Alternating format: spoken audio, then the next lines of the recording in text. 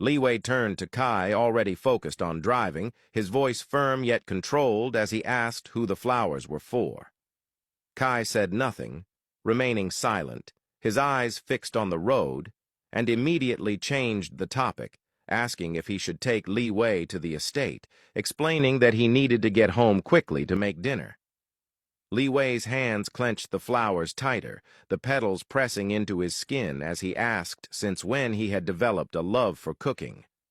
Kai didn't look at him, calmly replying that he had recently started enjoying it.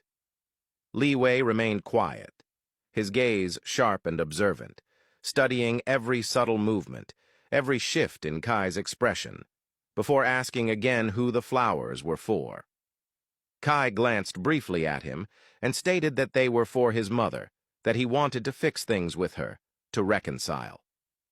Liwei leaned back in the seat, trying to believe him, struggling to suppress the flicker of doubt that crossed his mind.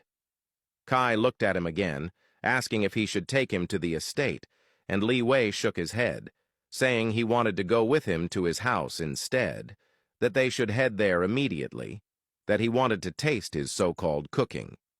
Kai laughed softly, teasing him, telling him to stop pretending he was interested in tasting his cooking and admit that what he really wanted was to see Amara. Liwei's lips pressed into a line, eyes narrowing, but he simply told him to drive and stop talking, closing his eyes briefly as the rain streaked across the windshield. Meanwhile, Ming stayed close to Momo, her small hands clutched tightly in his as he waited for her to awaken. Finally, she coughed, eyes fluttering open, her gaze unfocused and disoriented as she asked where she was. Ming's eyes lit up instantly, his body leaning forward as he sat straight, telling her that she was in his clinic, that she could have really drowned if he hadn't arrived in time. He asked what she had been thinking, what had possessed her to take such a risk, his voice lined with urgency and fear. Momo tried to rise, but Ming gently pressed her back down, explaining that her body was still weak, that she needed to rest.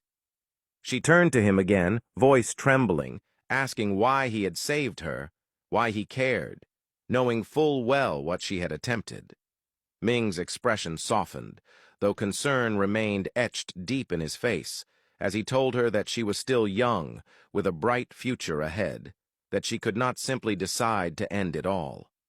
Momo's voice wavered, almost breaking, as she whispered that she was alone, that she had no parents, no family to lean on. Ming grasped her hands tightly, holding them firmly in his, as he reminded her that she had him, that he was her family, her boyfriend, and asked what she expected would happen if she had died. Momo looked at him, surprised, almost teary, asking if he truly cared so much, if it was real because she had thought he only humored her, that it wasn't as deep as she believed. Ming's grip tightened slightly, eyes locking on hers as he reassured her that of course he cared, that he loved her deeply, that she made his life brighter, that she had shown him it was okay to laugh, to be playful, to love every little good moment life offered. Before he could finish, Momo leaned forward and hugged him tightly, sobbing against the crisp white fabric of his coat, telling him that she loved him too, that she had believed she was alone, that no one cared that much about her, and that she was immensely happy to hear him say it. Ming's hands moved slowly over her back, soothing, steadying, telling her that she should never attempt such a thing again, that they would face everything together, and that if she was struggling, she must tell him instead of shutting him out. Momo nodded, holding him tightly, their bodies pressed together, refusing to let go, the quiet hum of the clinic wrapping around them like a protective cocoon. Amara stepped out of the bathroom, her hair damp, and walked toward the mirror to wipe it off. She caught her reflection, observing herself carefully, noting that she had gained a little weight since arriving in China, but smiling softly as she thought she wasn't unattractive, that her body was actually quite nice. Her hands moved up to her chest, touching herself, murmuring that her breasts had become smaller.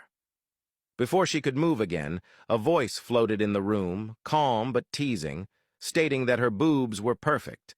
Startled, she spun around, heart leaping to find Liwei sitting casually on the bed, his eyes fixed on her, calm, controlled, but alive with a quiet intensity that made her breath hitch.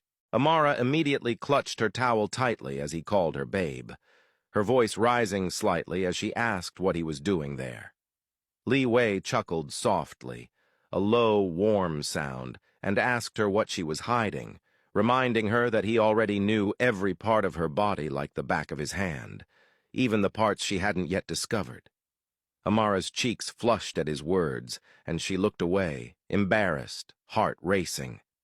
Liwei stood, walking toward her slowly, deliberately, until his hands rested lightly on her waist, guiding her to face the mirror.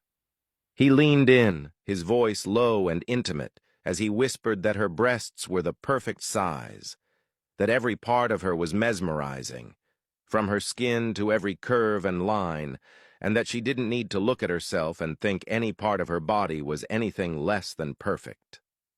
Amara gave a small, shy smile as she gazed at their reflection, watching him trace his fingers softly along her, his eyes never leaving the mirror.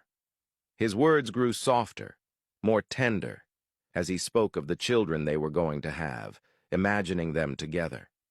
He told her they would be beautiful, a perfect mix of the two of them, that they might inherit her nose and his eyes, a blend of skin tones, a mix of hair textures. He added that since they were going to be twins, a boy and a girl, each would be slightly different, but carry both of their features. Amara's cheeks deepened to a bright crimson as her mind painted the images he described, and she asked him how he knew they would have twins. Liwei laughed quietly, leaning closer, brushing a strand of hair from her face, and told her that he just knew, that he could feel it, and he was never wrong. He added, leaning even closer, that on their wedding night he would make sure she left the room with twins in her belly. His voice dropped, low and intimate, as he admitted he had even researched positions that increased the chance of twins. Amara's face heated further, and she playfully pushed him away, hitting his chest lightly, telling him to stop being naughty. Liwei pressed her head to his chest, holding her gently, feeling the shyness radiating from her. He caressed her hair slowly, teasing softly that instead of being shy, she should be upset. Amara lifted her head slowly, curiosity glinting in her eyes, and asked why. Liwei leaned closer, his lips near her ear, whispering that because there would be two little humans soon calling him Daddy, she wouldn't be able to use the name herself. Amara, still flushed, met his gaze steadily, insisting that she would call him that in the bedroom or in secret, that he would always be her daddy no matter what. Liwei's eyes flicked away immediately, a faint blush rising as he tried to hide how deeply her words affected him. Amara noticed and laughed softly, asking if he was blushing. Liwei shook his head, his expression tightening for a moment before he pulled her onto the bed, seating her carefully on his lap. He looked into her eyes, steady and serious, telling her he wanted to ask permission for something, but that if she refused, he would find another way. Amara's gaze stayed locked on his, her heartbeat quickening as she asked what it was, checking if it was something wrong.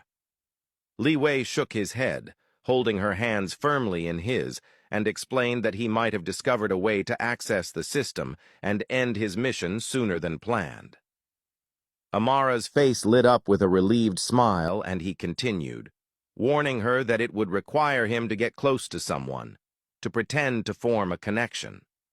She nodded, still smiling, telling him it was fine as long as the person wasn't dangerous. Then Liwei's expression darkened slightly, his hands tightening on hers as he revealed that the person was a female. At that, Amara's mood shifted instantly, her expression changing, eyes narrowing as her mind raced with sudden tension, curiosity, and unease.